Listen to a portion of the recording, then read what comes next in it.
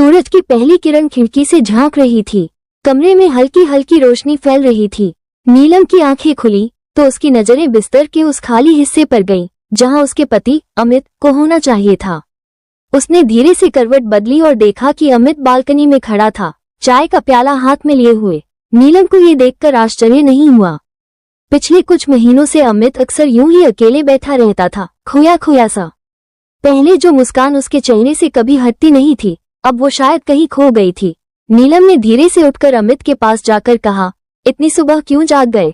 अमित ने हल्की मुस्कान दी, बस ऐसे ही, आदत सी हो गई है अब। नीलम समझ रही थी कि कुछ तो है जो अमित को अंदर से परेशान कर रहा है। वो उसे जबरदस्ती कुछ भी पूछकर परेशान नहीं करना चाहती थी। शादी को 10 साल हो चुके थे, लेकिन अब वो पहले जैसी बातें नहीं करते थे। प्यार अभी भी था, लेकिन कहीं न कहीं जिंदगी की भागदौड़ में उनका रिश्ता थोड़ा फीका पड़ गया था। नीलम और अमित की शादी एक अरेंज मैरिज थी। अमित का हंसमुख स्वभाव और नीलम की मासूमियत दोनों को एक दूसरे के करीब ले आई थी। शादी के शुरुआती साल बहुत खूबसूरत थे।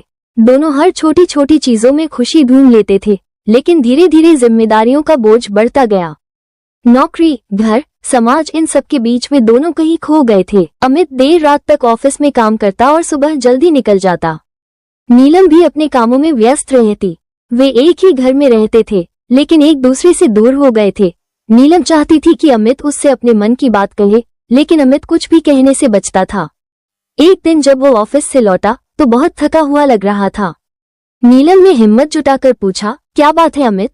तुम पहले जैसे खुश नहीं लगते, मुझसे कुछ छुपा रहे हो क्या? अमित ने एक गहरी सांस ली और कहा, नहीं नीलम, बस जिंदगी में कुछ खालीपन सा लगने लगा है। पहले हम कितने खुश थे, अब सब कुछ बदल गया है। तुम्हें नहीं लगता? नीलम की आंखों में आंसू आ गए। उसने सिर हिलाया, हाँ अमित, मुझे भी ऐसा ही लगता है, लेकिन हमने कभी इसे ठीक करने की कोशिश ही नहीं की। शायद हम इतने व्यस्त हो गए कि अपने रिश्ते को समय देना ही भूल गए। अमित ने नीलम का हाथ थाम लिया। शायद हम फिर से शुरुआत कर सकते हैं। नीलम ने मुस्कुराते हुए कहा, क्यों नहीं? अगले दिन से दोनों ने अपने रिश्ते में बदलाव लाने की कोशिश शुरू कर दी। अमित ऑफिस से जल्दी घर आने लगा। दोनों ने साथ में बैठकर चाय पीना शुरू किया। मोबाइल और टीवी से दूर रहकर वे एक दूसरे से बातें करने लगे। अमित ने फिर से नीलम के लिए छोटी छोटी चीजें करना शुरू कर दिया, जैसे उसे उसके पसंदीदा गुलाब लाकर देना, बिना कहे उसकी पसंदीदा मिठाई लाना। नीलम ने भी कोशिश की कि अमित को उसका खोया हुआ सुकून वापस मिले। एक दिन अमित ने नीलम से कहा, हम इतने सालों से एक साथ हैं, लेकिन शायद हमने एक दूसरे को हल्के में लेना शुरू कर दिया था। मैं चाहता हूं कि हम फिर से वैसे ही बन जाएं जैसे शादी के शुरुआती दिनों में थे। नीलम ने सिर हिलाते हुए कहा, हाँ अमित, प्यार को बनाए रखने के लिए सिर्फ प्यार करना ही काफी नहीं होता, उसे संजोना भी पड़ता है। धीरे धीरे उनका रिश्ता फिर से मजबूत होने लगा। वे अब छोटी छोटी चीजों में खुशियां ढूंढने लगे। एक शाम दोनों छत पर बैठे थे, चाय की चुस्कियां लेते हुए। अचानक नीलम ने अमित से पूछा, अगर मैं कभी तुम्हें छोड़कर चली जाऊं तो? अमित ने उसका हाथ पकड़कर कहा, तो मैं तुम्हें ढूंढकर वापस ले आऊंगा।